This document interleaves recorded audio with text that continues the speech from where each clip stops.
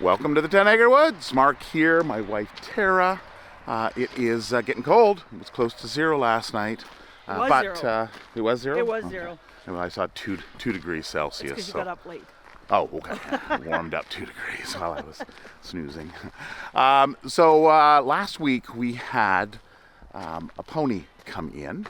And I forgot the pony's name. Astrid. Astrid. I'm trying to think of How to Train Your Dragon. Right, Which Astrid. the girl is Astrid. So, and we've got Toothless, which is the cat, which is Nyx, which has kind of got a nickname Toothless because We love How to Train Your Dragon. She kind of looks like Gianna and I binge watch it all the time. Oh, do you? So an update on the on Astrid, the pony that came in. So she's doing real well. She had been keeping some distance, and Meadow was just being a little protective over her dad. Oh, Levi's like posing. Oh, nice. Are you getting ready for the farrier? Yeah. Your favorite farrier is here in 3 weeks. In 3 weeks. 3 weeks. He says, "Look at my nails, Mommy." Yes, your nails are beautiful thanks to a very good farrier. So there she is. There's both girls. So they've been hanging out. They've been getting to know each other, and things are looking good. I pulled some footage from the camera, seeing them run together, which is nice to see. And then, of course, there's Billy, which just kind of hangs out in the background. Right, Billy? Yes. Oh my God, you're so wet. Oh, he's soaked. Yeah, Oh, he's. smelly. It's mating season. It's that time of year, isn't it? But Tara and I were just talking this morning about the kid goats are still in with the moms, so they're still feeding. Some of them are still getting milk. So wondering if the girls are actually going to go into heat. So I mowed for the last time of the season and put my, we were expecting new flax bales, but they didn't come up, there wasn't enough on the field, so another year with the old flax bales. Yeah, we had. I said 16 years. Well, and we had a family of foxes that were hanging around on them when they were down at the barn. Yeah, well. So they kind of got damaged. I had to make some Marlene size hay bales. Oh, some smaller ones, yeah. Because as they fell apart, because when you, like, right? Yeah. So I had to make some Marlene hay bales. So this is just to catch the snow.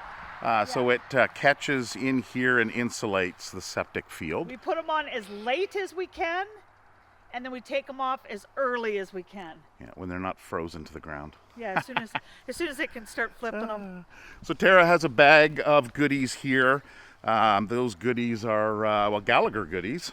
We are installing the insulated inline fencing system today. So last weekend we hooked up the end posts and got all that set up and planned our route. And today we're going to put the insulators on and put the wires on as well. So you'll see how that system works. And we're going to do feeding first, and then we'll get to that. So now with Astrid being a little, well, Astrid, I shouldn't say that, Astrid and Meadow, they're a little tricky to catch. Tiana's pretty good at, whoa, that one's got some spring to it. I got it. I'm going to feed. Good. Well, that was awkward. Well, I could have helped you. I know. So I've been putting their hay in the building. Yes, Levi.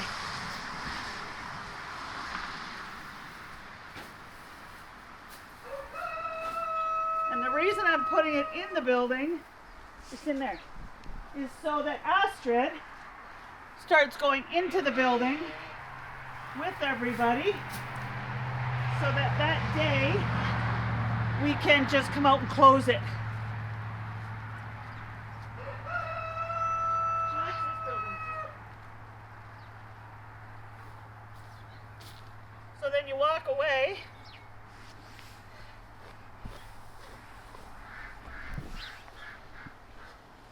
I tried this yesterday just to kind of test it.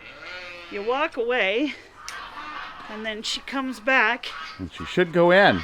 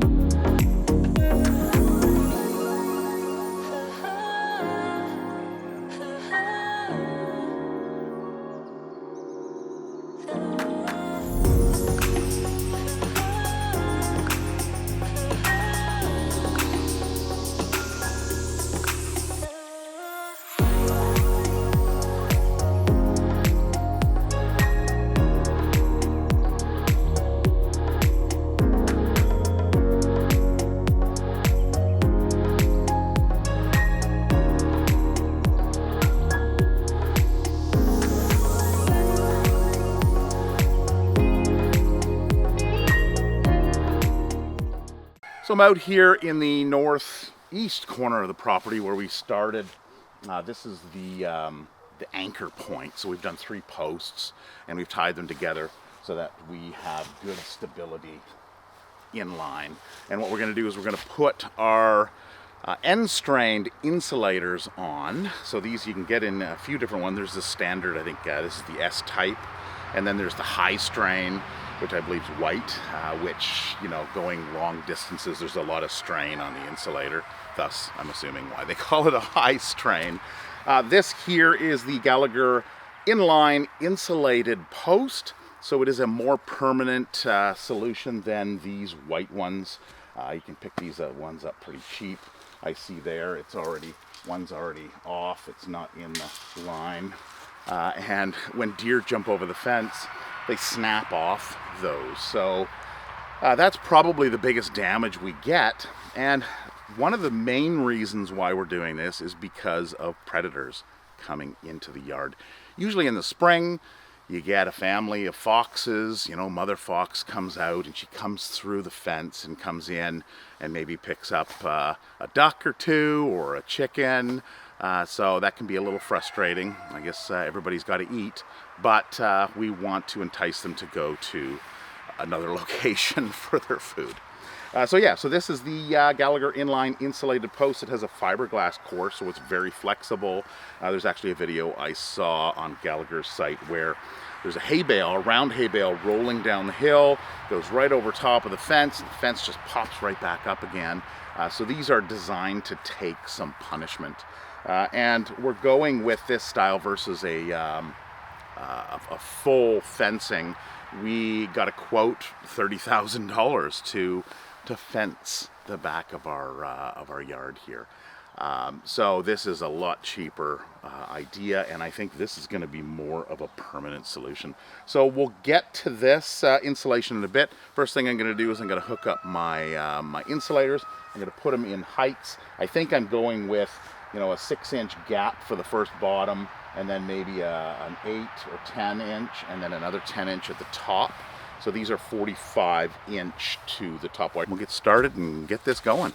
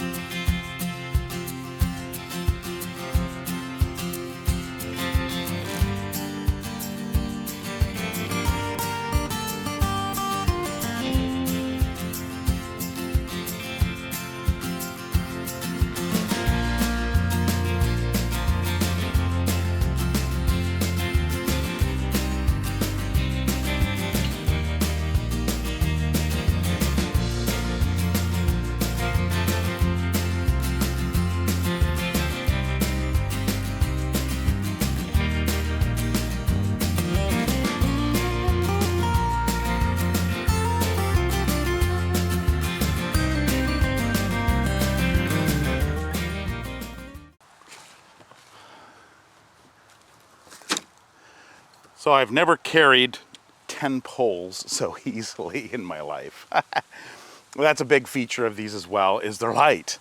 And years ago, we put in these wood posts.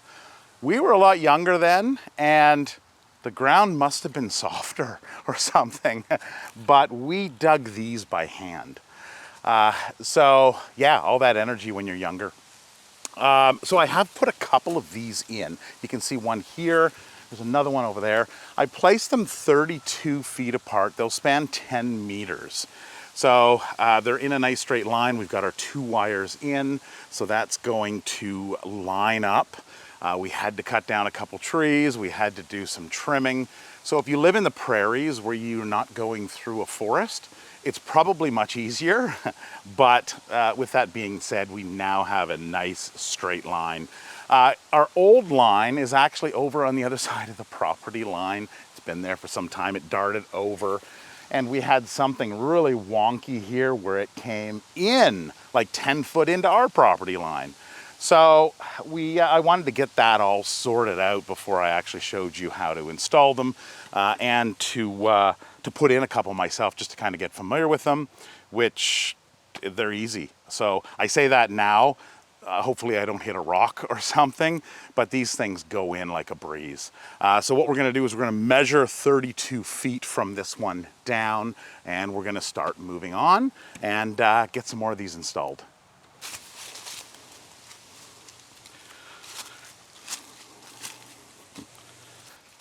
So here we are, 32 feet from the other one. Good thing I wear size 12 shoes.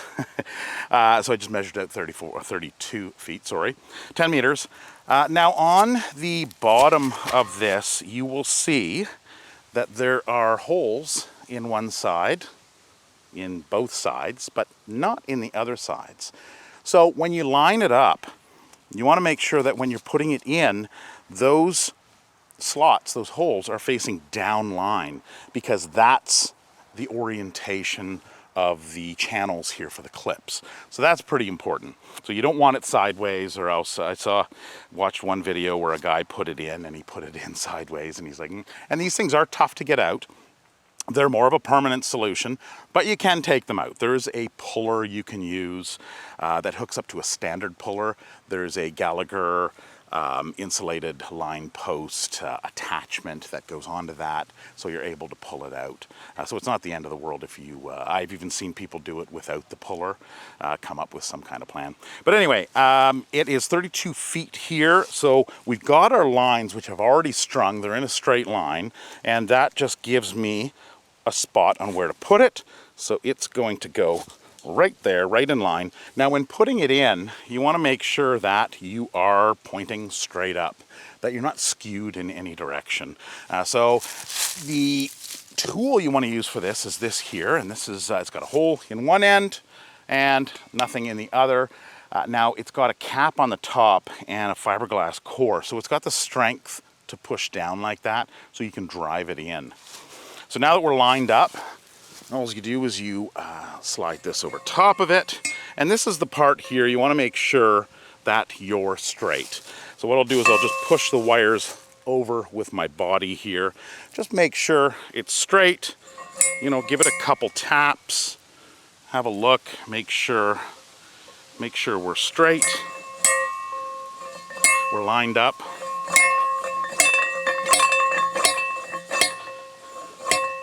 And no rocks. Love it. So that's it. It's now in. So, and quite flexible too. So now the next step is to put on our clips.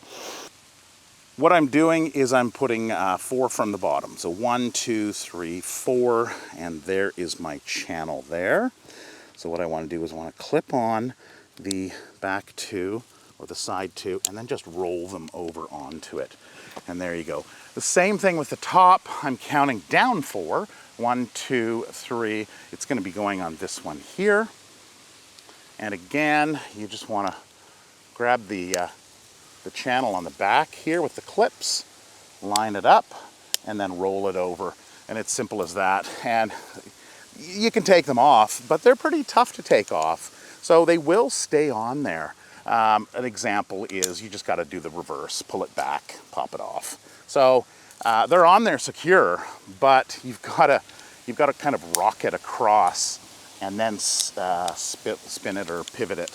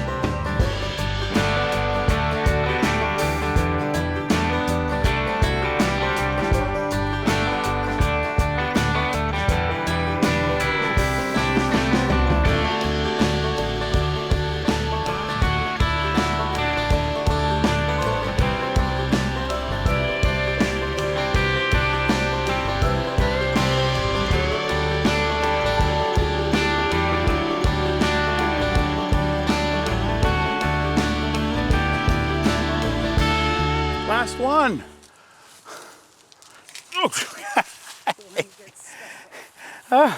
We'll get rid of that old fence soon enough. So that's it, the end. Yeah, come on in, Tara, do your job. She doesn't, she has a problem with, always ends up between me and the camera when I'm doing time lapses and such. He looks at me and he goes, excuse me. And I'm like, Oh. oh. So the end is right there. It took us 3 hours, which wasn't so bad.